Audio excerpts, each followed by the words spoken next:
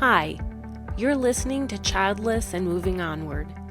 This is the place where we talk about thriving in life when you're a woman who is childless, not by choice, regardless of the road that brought you to childlessness. Hi, and welcome to another episode of Childless and Moving Onward. I'm Gail Miller, your host. I'm a physician, a speaker, and a life coach who empowers women who are childless by circumstance, not by choice, to live fulfilling lives and thrive in life, despite the fact that life didn't turn out the way you'd wanted.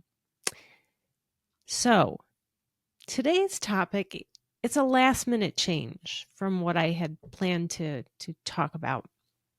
But sometimes things come up that just need to be addressed here and now.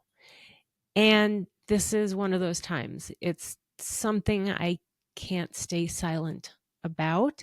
Now, granted, I'm recording this on one day and you may not hear the episode for a couple of weeks, but I suspect what started this and the fallout from what I'm about to talk about will still be on people's minds by the time this episode comes out.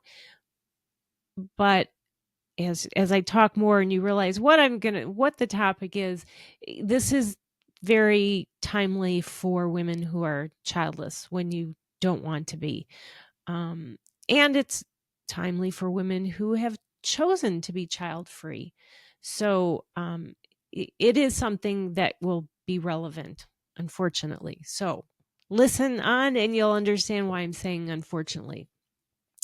So the topic has to do with something that was revealed that came up recently that's a politician had said about childless women. And then there was a response by Jennifer Aniston, who I happen to respect immensely for many reasons that I won't go into here. But first, let me be exceptionally clear. This is not about politics. It's not about the politician. So let me say it again. This is not about politics. I won't get into political discussions here, at least not right now. What I want to talk about, what this is about, is what others said in response. It's about the conversations that have resulted from it. Now, to say that what this person said hurt many women is an understatement. In so many groups of women who are childless, these specific comments have been brought up. The comments made in the past, they've been brought up. And the pain that has resulted just from those statements is immeasurable. So many, if not most of you, know who I'm referring to, but I'm going to leave out the person's name because it's not about this particular person. And I'd feel the same about what was said regardless of someone's politics or political party. Instead, again, this is about the conversations that resulted from all of this. Because the attitudes shown in these conversations are what you and I deal with every day. It is what others think about women who are childless. And in turn, it is about how people treat us, how they treat you, how I'm treated. It's the stereotypes, the assumptions, the denigrations, the hurtful comments, the expectations of women who don't have children.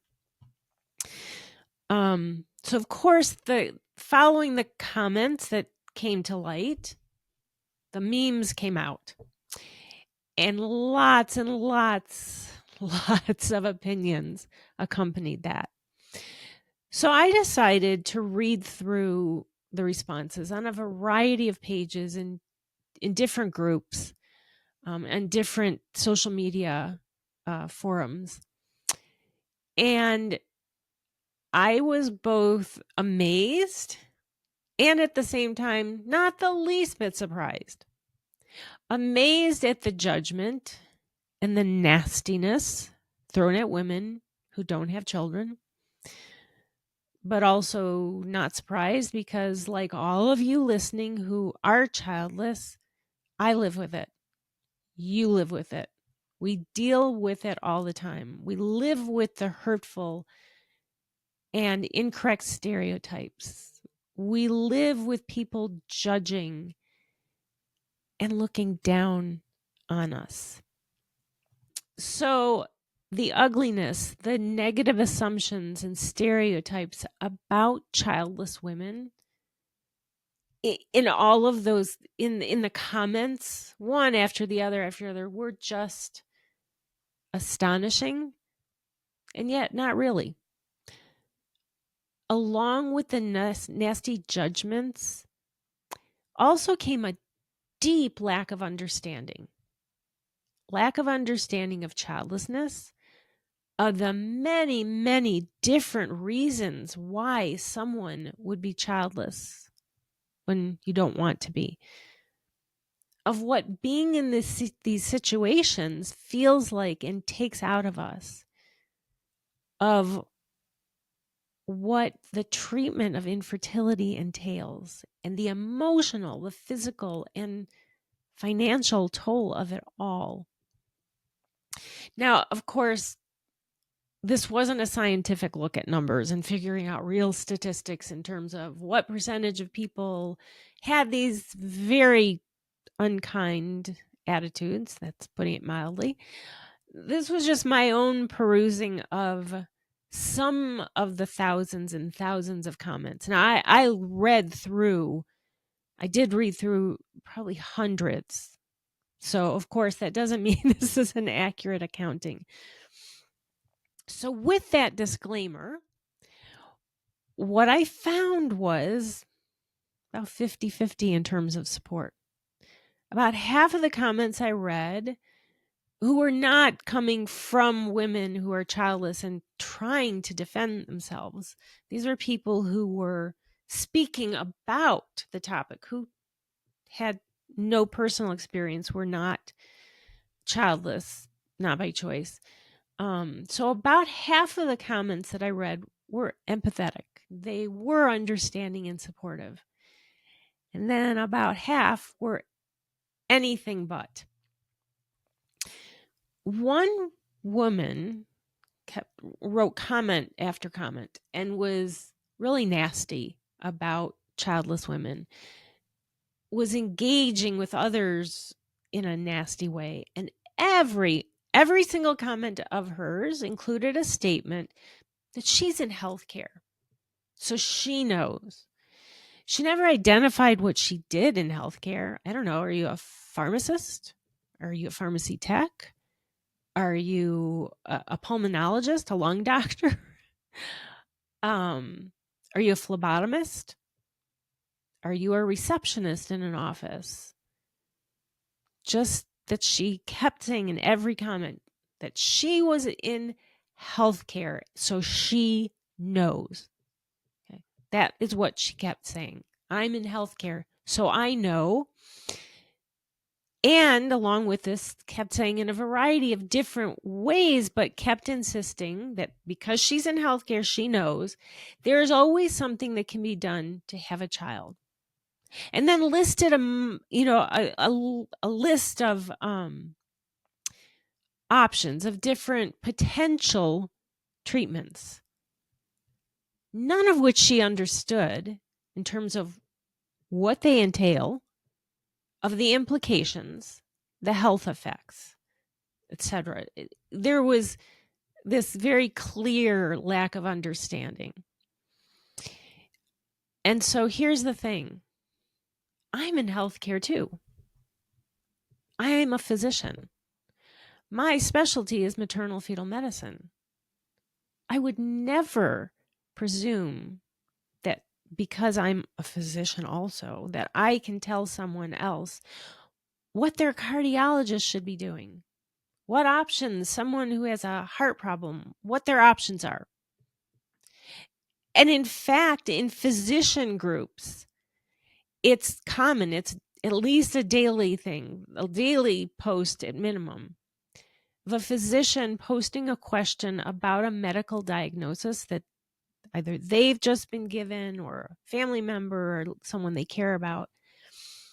And they ask, hey, this is, the recommendation we've gotten, or, so we just like, different takes, or I'm waiting for an appointment in the meantime, can you help me out? Give me some idea because, and what they'll say, my specialty is X.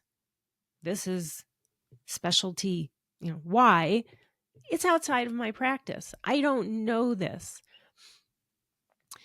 So my point about all of this is that just because someone is in healthcare doesn't mean they know what's right for someone, for somebody else.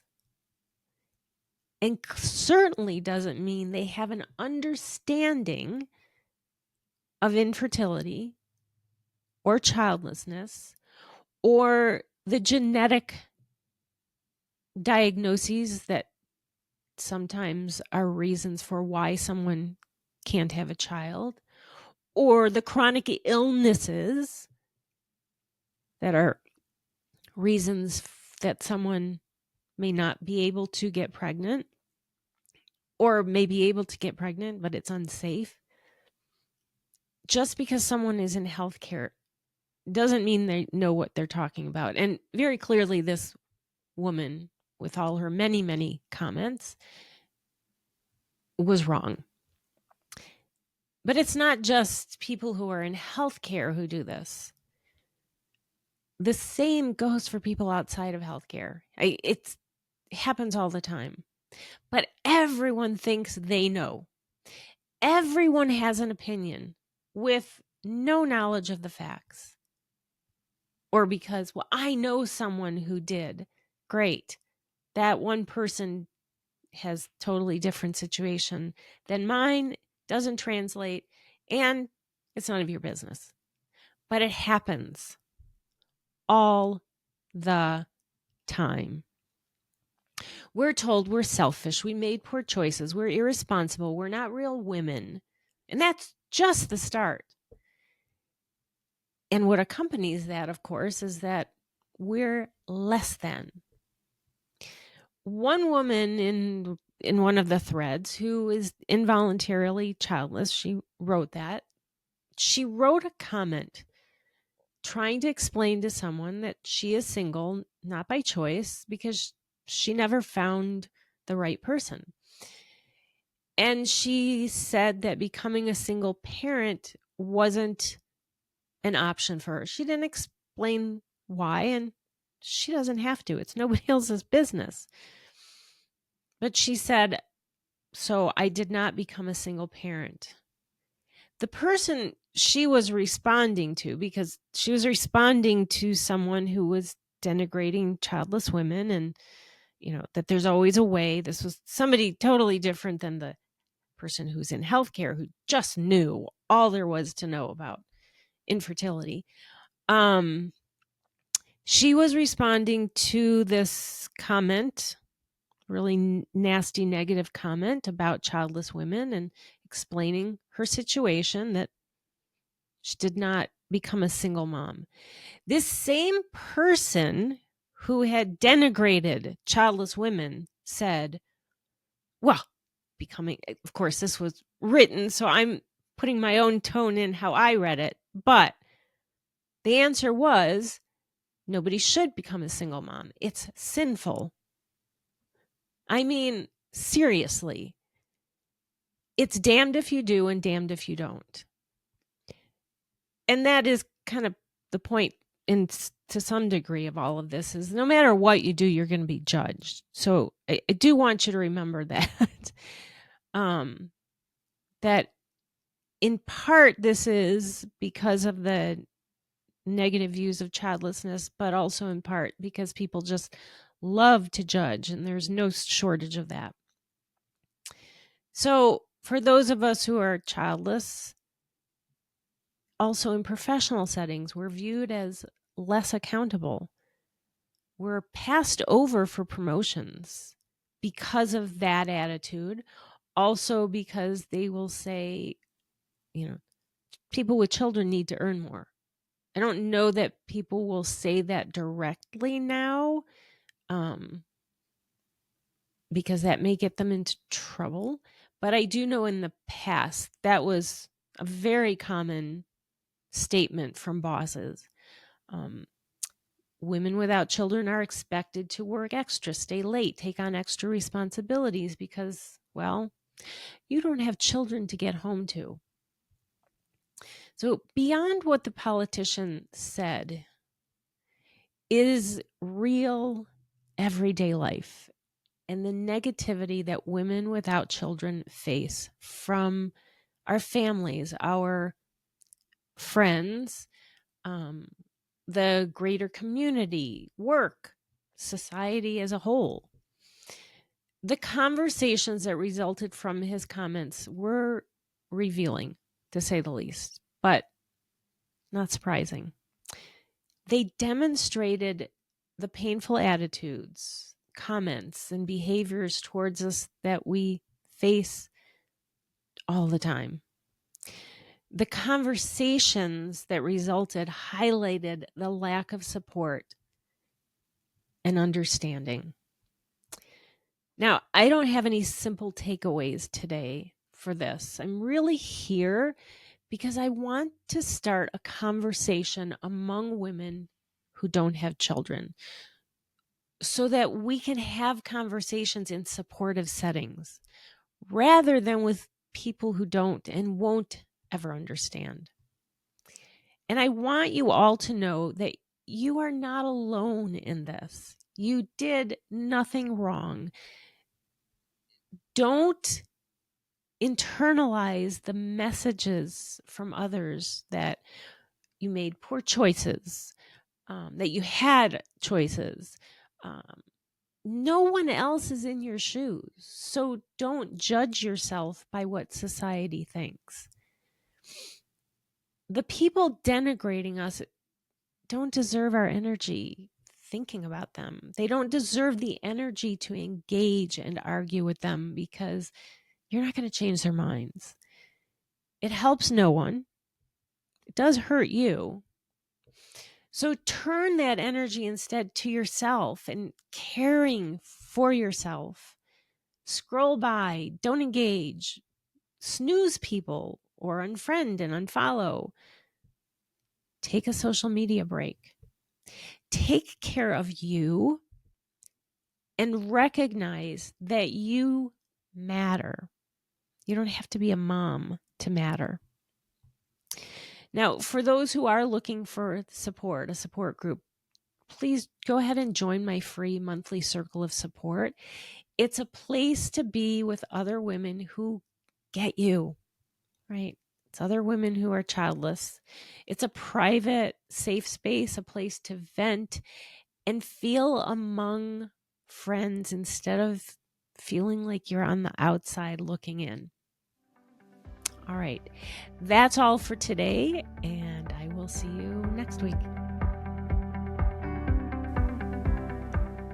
I'm so glad you joined me.